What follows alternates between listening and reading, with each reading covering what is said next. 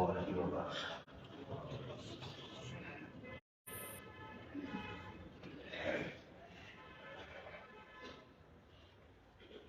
الحمد لله الذي خلق الخلق كمال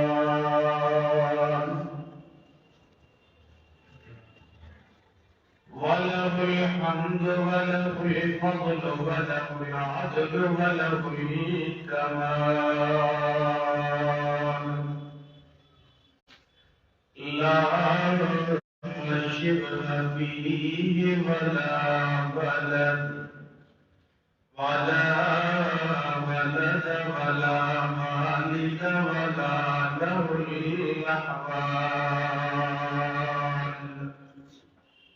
نشهد أن لا إله إلا الله وحده لا شريك له ونشهد أن سيدنا ومولانا محمدا عبده ورسوله أما بعد فأعوذ بالله من الشيطان الرجيم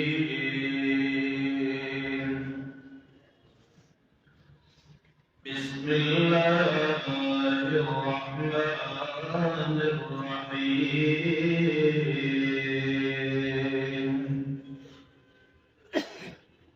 يا أيها الذين آمنوا كتب عليكم الصيام كما كتب على الذين من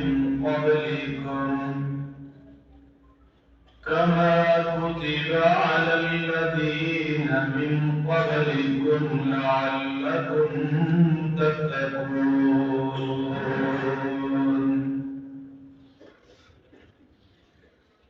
وقال النبي صلى الله عليه وسلم للصائم فرحتان فرحة عند إفطاره ففرحة عند لقاء ربه سبحانك لا علم لنا سبحانك لا علم لنا إلا ما علمتنا إنك أنت العليم الحكيم. تمام احباب محبت کے ساتھ عبادت سمجھتے ہوئے بآواز بلند نماز مولا درود پاک پڑھیں. اللهم صل على محمد وعلى آل محمد كما صليت على إبراهيم وعلى آل إبراهيم إنك حميد مجيد. اللهم بارك على محمد وعلى آل محمد كما باركت على إبراهيم وعلى آل إبراهيم إنك حميد مجيد.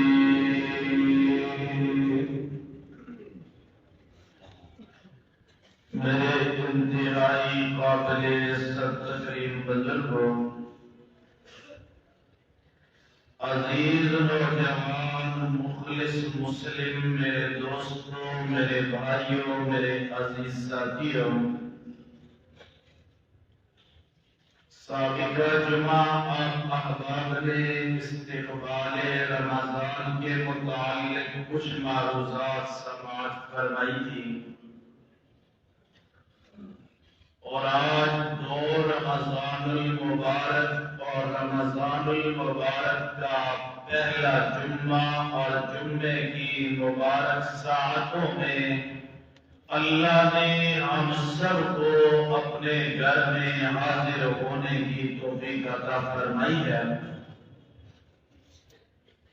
رب کائنات یوں ہی مساجد کے ساتھ ہمارا تعلق ہمیشہ ہمیشہ کے لیے قائم و دائم فرمائے۔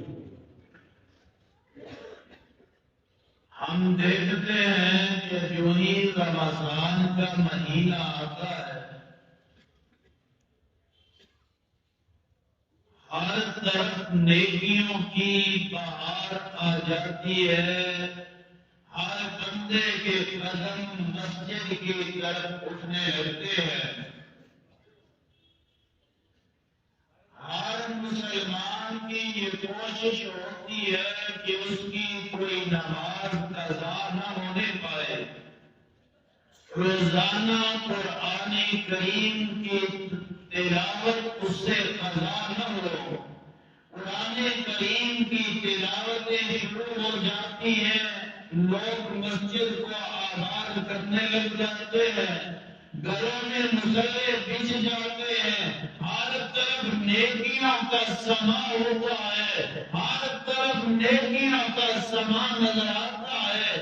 حالانکہ دیکھا جائے تو باقی 11 مہینے بھی نماز کا وہی حکم ہے، تلاوت قرآن کا وہی حکم باقی 11 مہینے بھی موجود ہوتا ہے۔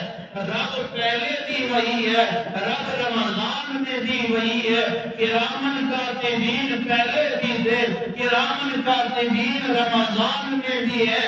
رب کے احکام ویسے کے ویسے 11 مہینے بھی وہی حکم موجود ہوتے ہیں، لیکن رمضان کے مہینے میں ہر بندہ اہتمام کرتا ہے، ہر انسان کا دل نیکیوں کی طرف راغب ہو جاتا ہے۔ اس کی 2 وجہ ہے۔ ایک وجہ تو یہ ہے کہ گناہوں پہ آمادہ کرنے والا انسان کا ازلی دشمن، جس کی دشمنی رب نے جنت میں آدم علیہ السلام کے سامنے واضح فرمائی تھی، شیطان انسان کا دشمن، اسے رب رمضان شروع ہوتے ہی قید کر لیتا ہے۔ سیدنا علی المرتضی رضی اللہ تعالی عنہ کی روایت فرماتے ہیں ایک شیطان پر اللہ 7 فرشتے مسلط فرما دیتے ہیں، جسے رمضان ختم ہونے تک ہر سرکش شیطان کو قید کر لیا جاتا ہے۔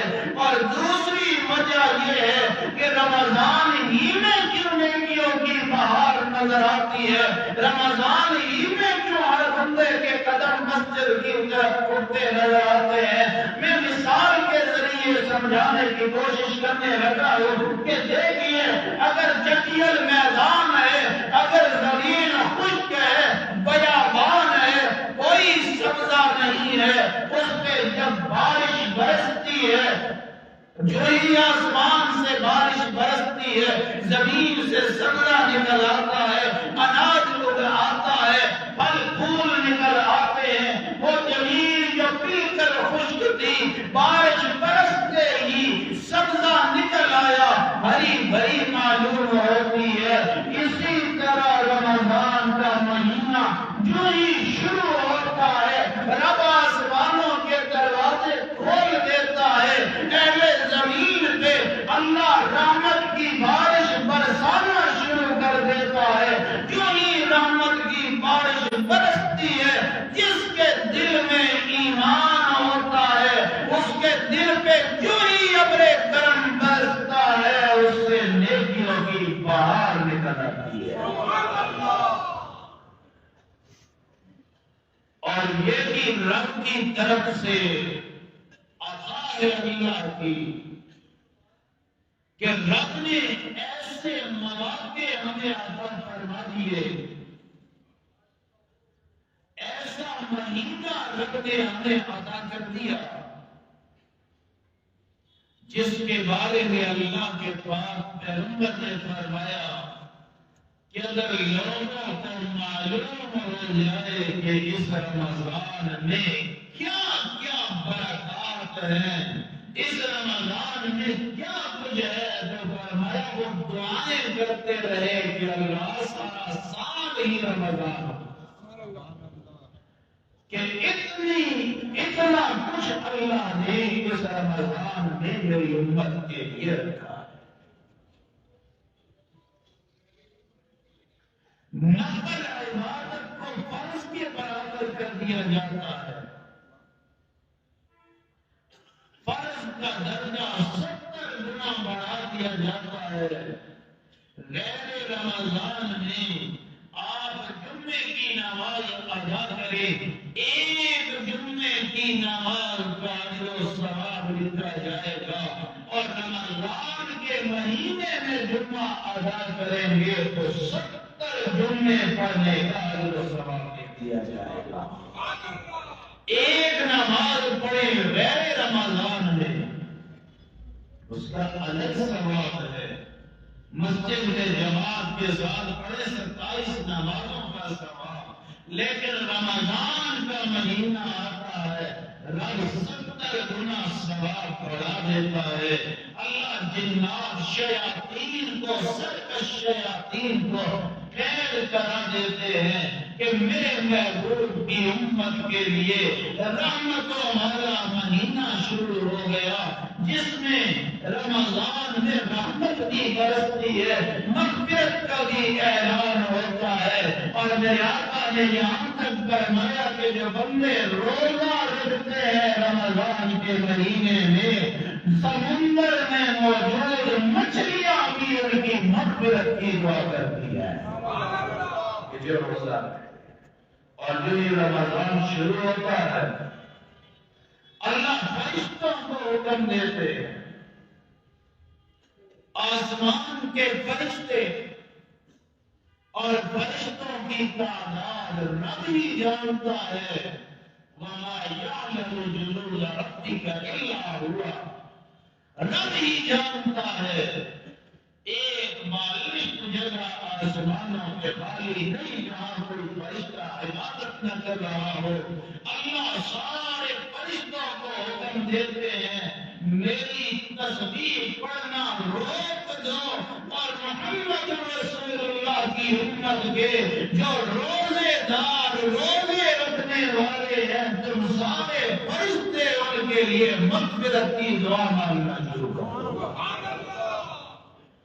بندہ زمین پہ روزہ رکھتا ہے، آسمانوں کے فرشتے اس کے لیے مغفرت کی دعا کرتے ہیں۔ اب رب تعالیٰ اسے تو وہ تو غنی ہے، اسے ہماری عبادتوں کی ضرورت نہیں، اسے کیا حاصل ہوگا جو ہم روزے رکھیں گے؟ یہ سراسر فائدہ ہمارا ہی ہے، اور اللہ نے روزے کی فرضیت کا مقصد بھی قرآن میں واضح کر دیا کہ میں نے کیوں روزے تم پہ فرض کیے۔ حالانکہ مالک کا کام ہوتا ہے حکم دینا، غلام کا کام ہے عمل کرنا، اور رب ہے، خالق ہے، ہم مخلوق ہے۔ رب کا کام حکم دینا، مخلوق کا کام عمل کرنا، لیکن قربان جاؤں اللہ کی رحمت کے کہ رب نے حکم بھی دیا، ساتھ حکم کی حکمت بھی بتا دی کہ میں نے اس لیے یہ حکم تمہیں دیا۔ یعنی روزے سے مقصد کیا ہے، حاصل کیا ہونا ہے روزہ۔ دوسرا پارہ ہے سورۃ البقرہ ہے، اور آیت نمبر 183 میرے ساتھ فرمایا یا ایھا الذین آمنوا، اللہ فرماتے ہیں اے ایمان والو، قرآن میں خطاب دو طرح کے ہیں، خطاب عام ہے، دوسرا خطاب خاص ہے۔ خطاب عام اسے کہتے ہیں جب رب ساری انسانیت کو خطاب کر رہا ہے، جس میں مومن بھی ہو، کافر بھی ہو، جس میں داعی بھی ہو، جس میں اہل کتاب بھی ہو، جس میں مجوسی بھی ہو۔ جیسے رب کائنات نے سورۃ البقرہ میں رب نے 3 جماعتوں کا ذکر کرنے کے بعد خطاب خاص عام فرمایا، یا ایھا الناس، اے کائنات کے انسانوں۔ یہ ساری انسانیت کو اللہ خطاب فرما رہے ہیں، لیکن جب رمضان کا نمبر آیا، روزوں کی باری آئی، رب نے ساری انسانیت کو خطاب نہیں فرمایا، فرمایا یا ایھا الذین آمنوا، اے ایمان والو۔ کیا مطلب؟ ساری انسانیت میں سے میرے رب نے جنہیں چن کے اپنے محبوب نبی کا امتی بنا دیا ہے، آج میں اللہ ان سے خطاب کرنے لگا ہوں۔ ساری انسانیت کو نہیں، صرف پہلے ایمان، یا ایھا الذین آمنوا، اے ایمان والو۔ یعنی اللہ فرماتے ہیں جو ساری انسانیت میں سے جو میرے ہو گئے، اور جو بندہ مومن ہے، جس کے دل میں ایمان ہے، رب کائنات نے اسے کتنی عظمتیں عطا فرمائی ہیں۔ اللہ کا قرآن میرے سامنے 3 پارہ اور 3 پارے کی سورۃ البقرہ آیت نمبر 287، اللہ فرماتے ہیں اللہ ولی الذین آمنوا، ایمان والے اپنے آپ کو حقیر نہ سمجھے، کمتر نہ سمجھے، معمولی نہ سمجھے، یہ نہ سمجھے کہ ہم نے ایمان لایا ہے، کلمہ پڑھ لیا ہے، ہم بھی باقی انسانیت کی طرح فرمایا نہیں۔ اللہ ولی الذین آمنوا یخرجہم من الظلمات الی النور۔ ایمان لائے، اللہ ایمان والوں کا دوست ہے، ایمان والوں کو اندھیروں سے نکال کے اللہ روشنی میں لے کے آتا ہے۔ اللہ فرماتے ہیں میں دوست ہوں ایمان والوں کا۔ تو ایمان کا ہونا یہ کوئی معمولی چیز نہیں ہے۔ اللہ نے اہل ایمان کو خطاب فرمایا کہ جو ایمان لائے، اللہ کیا حکم نے فرمایا کتب علیکم الصیام، تم پر روزے فرض کیے گئے ہیں، کما کتب علی الذین من قبلکم، جیسے تم سے پہلے لوگوں پہ فرض کیے گئے تھے۔ یہ اللہ نے اس لیے فرما دیا کہ کہیں یہ امت اپنے پر بوجھ نہ سمجھے کہ شاید ہمارے لیے ہی حکم آیا ہے، شاید ہم پہ ہی روزے فرض کیے گئے ہیں۔ فرمایا نہیں، کما کتب علی الذین من قبلکم، یہ تم سے پہلے لوگوں پر بھی اللہ نے فرض کیے تھے۔ پہلے انسان کائنات میں آنے والے سیدنا آدم علیہ السلام ہر مہینے کے ایام 20 کے روزے رکھا کرتے تھے، 13، 14، 15 تاریخ ہر مہینے کے۔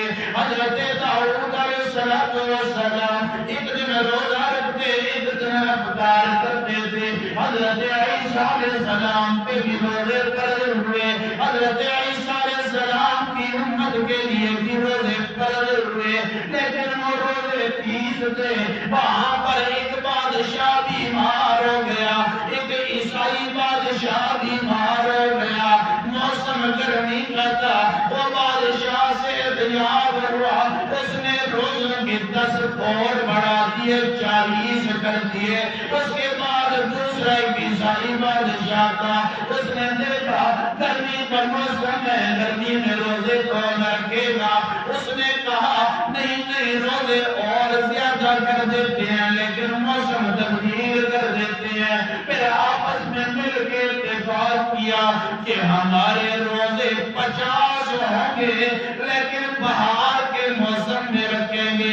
منمانی مرضی ہے، اپنی مرضی سے متعین کیا جا رہا ہے، خدا موسم میں روزے رکھیں گے۔ اور پھر دوسرا یہ حکم دیا گیا کس کی مرضی آئے رکھے، جس کی مرضی آئے نہ رکھے، جس کو کوئی حاجت ہے ضرورت ہے عیسائیت مذہب میں وہ روزے رکھے، جس کو نہیں ہے نہ روزے رکھے۔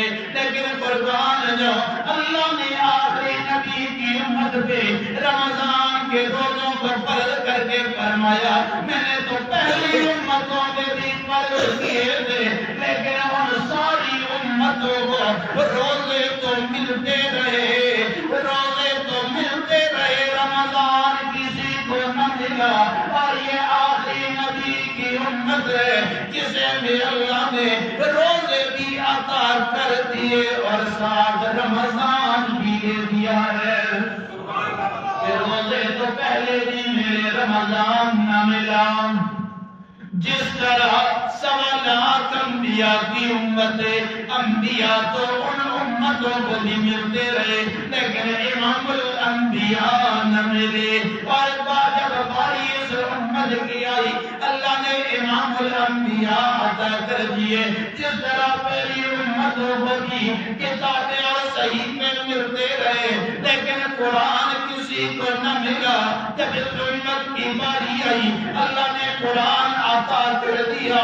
اسی طرح اللہ فرماتے ہیں یہ روزے میں نے کیوں فرض کیے ہیں، فرمایا لعلکم تتقون، تاکہ تم پرہیزگار بن جاؤ، تمہارے دلوں میں تقویٰ پیدا ہو جائے۔ جب خود بھوک پیاس برداشت کرو گے، خود بھوک پیاس برداشت کرو گے تمہیں دوسرے کی بھوک پیاس کی فکر ہوگی، تمہیں دوسرے کے بھوک پیاس کا احساس ہوگا۔ جب صبح سے لے کے شام تک اللہ کی رضا کے لیے کھانے پینے سے رکھو گے تمہارے دل میں یہ بات آئے گی کہ میں جہاں بھی ہوں جس وقت بھی ہوں ہر حالت میں میرا اللہ مجھے دیکھ رہا ہے۔ ارے دیکھو نا رمضان کا مہینہ، بندے نے صبح صادق کے وقت سحری کے وقت روزہ رکھا ہے اور سارا دن روزہ ہے، وہ بندہ پیاس سے بھی بے چین ہو رہا ہے، بھوک بھی ستا رہی ہے۔ اگر اکیلے کمرے میں بندہ ہے، اکیلے کمرے میں بندہ ہے، کوئی دوسرا اسے دیکھنے والا موجود نہیں ہے، بھوک بھی ستاتی ہے، پیاس بھی ستاتی ہے۔ اگر وہاں کھانا کھا لے، کوئی چیز کھا لے، کوئی دیکھنے والا تو موجود نہیں ہے، پانی پی لے، کوئی دیکھنے والا موجود نہیں ہے۔ لیکن ہر مومن مسلمان بندہ اگر 7 پردوں میں چھپ کے بھی بیٹھا ہو، اسے کوئی دیکھنے والا بھی موجود نہ ہو، پیاس اسے ستاتی ہو، بھوک اسے ستاتی ہو، وہ ایک لقمہ بھی منہ میں نہیں ڈالے گا۔ ارے کیوں نہیں کھا رہے؟ بھوک تجھے لگی ہے، دیکھنے والا کوئی نہیں۔ اس بندے کے دل سے آواز آتی ہے ارے دنیا والے مجھے نہیں دیکھ رہے لیکن میرا اللہ کو مجھے دیکھ رہا ہے، اللہ مجھے دیکھ رہا ہے۔ اسی لیے میرے اللہ نے فرمایا محشر کا میدان ہوگا، حدیث پاک میں آیا جو بندہ اللہ کی رضا کے لیے روزہ رکھتا ہے کل محشر کا میدان ہوگا، روزے دار محشر میں اٹھ کے آئے گا، جو ہی محشر کے میدان میں داخل ہوگا اس کے منہ سے کستوری کی خوشبو آ رہی ہوگی، پتہ چلے گا امت محمد رسول اللہ کا روزدار آ رہا ہے۔ وہ رب عظمت والا، وہ رب قدر کرنے والا ہے، ایک ایک روزے کے بدلے اللہ اتنا کچھ عطا فرماتے ہیں ہم تصور بھی نہیں کر کر سکتے. میرے آقا نے فرمایا جب بندہ اللہ کی رضا کے لیے رمضان کا ایک روزہ رکھتا ہے اللہ ایک روزے کے بدلے اسے جہنم سے اتنا دور کر دیتے ہیں جتنا کوا ساری عمر اڑتا رہے. ساری عمر دن بھی اور رات بھی ساری عمر کوا اڑ اڑ کے جتنی فاصلہ طے کرے گا ایک روزہ رکھنے پہ اللہ بندے کو جہنم سے اتنا دور فرما دیتے ہیں. ایک روزہ رکھنے پہ. اور یہ ایسی عبادت ہے جس کا بندے اور رب کے سوا کسی کو پتہ نہیں چلتا. آپ نماز ادا کریں پتہ چلتا ہے سب کو, دیکھنے والوں کو پتہ چلتا ہے. صدقہ دیں اور کسی کو پتہ نہ چلے, لینے والے کو پتہ چل جاتا ہے کہ مجھے کچھ نہ کچھ دے رہا ہے. یہ روزہ واحد ایسی عبادت ہے جس کا سوائے اللہ کے کسی کو پتہ نہیں چلتا.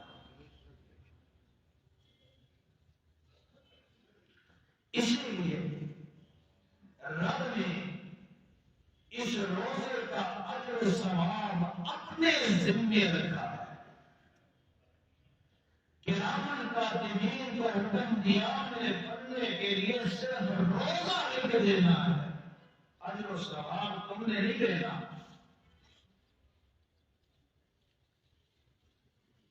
اللہ وہ کیوں فرمایا روزہ صرف میرے لیے ہے, اس کا اجر و ثواب میں اللہ خود عطا کروں گا. باقی سارے اعمال کا اجر و ثواب فرشتے لکھ دیتے ہیں. روزے کا اجر و ثواب اللہ خود عطا فرمائیں گے, اس لیے کہ فرشتے اجر و ثواب پیمانوں سے دیتے ہیں, رب اجر و ثواب پیمانوں سے عطا کرتا ہے. جتنا اخلاص ہے اتنا رب اجر و ثواب ہوتا ہے. اور حدیث قدسی میرے آقا فرماتے ہیں روزے کے بارے میں اللہ کا حکم, اللہ کا قانون ہے, اللہ کا فرمان ہے الصوم لی وانا اجزی بہ. روزہ میرے لیے ہے, روزے کا بدلہ میں اللہ آپ ہوں. انا اجزی بہ, روزے کے بدلہ میں اللہ آپ دوں گا. انا اجزی بہ, روزے کا بدلہ میں اللہ آپ. روزہ میرے لیے, روزے کا بدلہ میں اللہ آپ. کیا مطلب؟ محمود غزنوی کا دربار ہے, اس نے حکم دیا جو دربار میں موجود ہے جس چیز پہ ہاتھ رکھیں گے اس کی ہو جائے گی, جس چیز پہ کوئی ہاتھ رکھے اس کی ہو جائے گی. کسی نے ہیرا پہ ہاتھ رکھا, کسی نے جواہرات پہ ہاتھ رکھا, کسی نے سونے چاندی پہ ہاتھ رکھا, کسی نے موتیاں پہ ہاتھ رکھا. اس کے پیچھے لونی کھڑی ہے, غنیم کھڑی ہے, پنکھا جھلا رہی ہے. اس نے پلٹ کے کہا حکم تو عام تھا, تو بھی دربار میں موجود تھی, تو بھی کسی چیز پہ ہاتھ رکھ دیتی, وہ چیز تجھے مل جاتی. اس قریب نے دائیں دیکھا بائیں دیکھا, محمود غزنوی کے کندھے پہ ہاتھ رکھ دیا. سارے حیران. محمود غزنوی پوچھ رہا یہ کیا کر رہی ہے؟ تو نے تو میرے ہی کندھے پہ ہاتھ رکھ دیا. میں نے اعلان کیا تھا جس چیز پہ کسی نے ہاتھ رکھ دیا وہ اس کی ہو گئی. تو نے سونا چاندی ہیرے جواہرات چھوڑے, میرے کندھے پہ کیوں ہاتھ رکھ دیا؟ وہ کہنے لگی بادشاہ یہ سارے تو بے وقوف ہیں, کسی نے ہیرے چاہے, کسی نے جواہرات چاہے, کسی نے سونا چاندی چاہا, میں نے آپ کے کندھے پہ ہاتھ رکھ دیا. جب آپ میرے ہو گئے مجھے مجھے سارا خزانہ مل گیا۔ کسی نے ہیرے مانگے، کسی نے صرف جواہرات۔ میں نے آپ کے کندھے پہ ہاتھ رکھ دیا، جسے آپ مل گئے، وہ ہیرے بھی آپ کے، جواہرات بھی آپ کے، سب کچھ اسے مل گیا۔ اسی طرح رب فرماتے سولی وانا اجرا بھی، روزہ میرے لیے، اس کا بدلہ میں اللہ آپ کو۔ ساری دنیا اعمال کرتی ہے جنت کے لیے، اور روزے دار روزہ رکھتا ہے جنت والے کو حاصل کرنے کے لیے۔ جسے جنت مل گئی وہ بھی کامیاب ہے، جسے جنت مل گئی وہ بھی اعلیٰ ہے، جسے جنت والا مل گیا وہ سب سے اعلیٰ ہے۔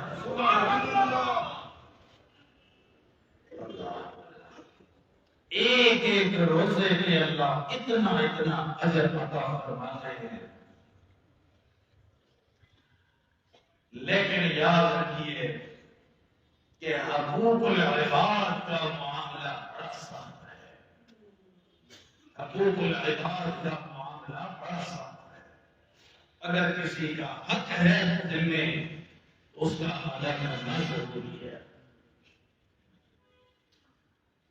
یہ تو کچھ میں نے مختصر سی گزارشات پیش کر دی روزے کی فلسفے کے متعلق، کہ لعلکم تتقون، تمہارے دلوں میں تقویٰ پیدا ہو جائے، اللہ کا خوف پیدا ہو جائے۔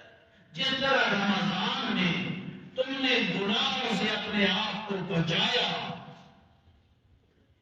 غیر رمضان میں بھی اپنے آپ کو بچانا ہے، یہی تقویٰ ہے۔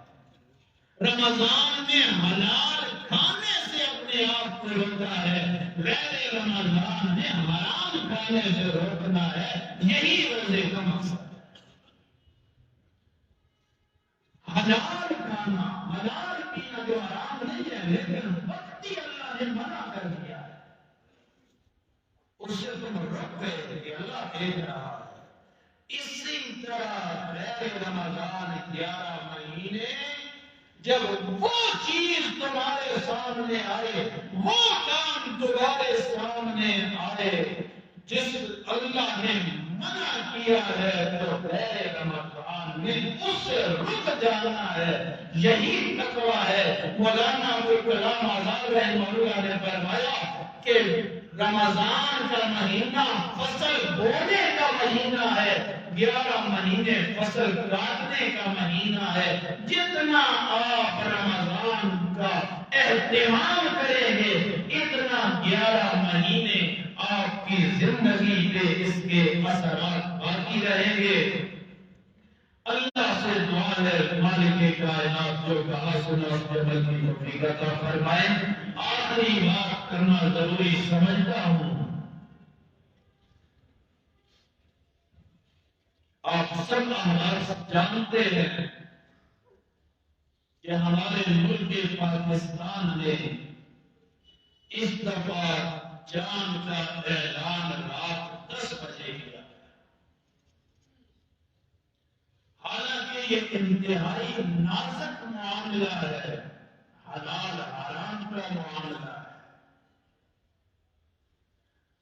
اور عبادات اسی مہینے کے ساتھ جو مخصوص عبادات ہیں، ایک روزہ اگر جان بوجھ کے بندہ کھا لے، جان بوجھ کے بغیر کسی مجبوری کا روزہ کھا لے، 2 مہینے مسلسل روزے رکھنے پڑیں گے، لیکن اس کے باوجود رمضان کا ایک روزہ جان بوجھ کے چھوڑ دے، ساری زندگی بھی روزے رکھتا رہے، اس روزے کا اجر و ثواب حاصل نہیں کر سکتا۔ یہ انتہائی نازک معاملہ ہے، اور اکثریت کے ساتھ نماز تراویح نہیں پڑھی۔ اس کا وبال، اس کا گناہ انہی لوگوں کے سر ہے جو اس کام کے لیے متعین ہے۔ مرکزی رویت حلال کمیٹی اگر وہ ہمیں ایک دن پہلے روزہ رکھوا دے مجرم تب کی وجہ ہے، ایک دن پہلے عید کروا دے مجرم تب کی وجہ ہے۔ ایک تو یہ ہے ہم اپنی آنکھوں سے جان دیں گے، پھر تو ہمیں کسی کے فیصلے کی ضرورت نہیں ہے، پھر تو ہم نے روزہ رکھنا ہے اور اسی طرح عید کرنی ہے۔ اگر اپنی آنکھ سے نہیں دیکھا پھر ہمارا اعتبار ہے مرکزی رویت خیال کمیٹی پر۔ اب اگر وہ اس میں غلطی کرے تو مجرم وہ ہیں، مجرم عوام نہیں ہے۔ اور حکومت کو بھی سوچنا چاہیے کہ رات 10 بجے نہ معلوم یہ جان کہاں سے نکال کے آئے ہیں۔ اتنے وقت تک جان کہاں چھپا بیٹھا تھا کہ آؤ رویت حلال کمیٹی والوں ہم تمہارا انتظار کر رہے ہیں، آؤ ہمیں دیکھو لوگوں کو بتاؤ۔ مغرب کے بعد منتشر وقت ہوتا ہے، اسی میں فیصلہ کرنا چاہیے۔ اور اگر ملک کے کسی حصے میں جان نظر آیا ہے تو بر وقت اس کا فیصلہ کر کے ان کو اعلان کرنا چاہیے تھا۔ یہ اتنی تاخیر کر کے اعلان کرنا تمہاری پوزیشن امت کے سامنے مشکوک ہو گئی ہے۔ مگر اتنی بات ضرور ہے، عوام مطمئن رہے، اگر گناہ ہے تو ان کے ذمہ ثواب ہے تو اللہ ہمیں عطا فرمائے۔ اللہ کی توفیق دے،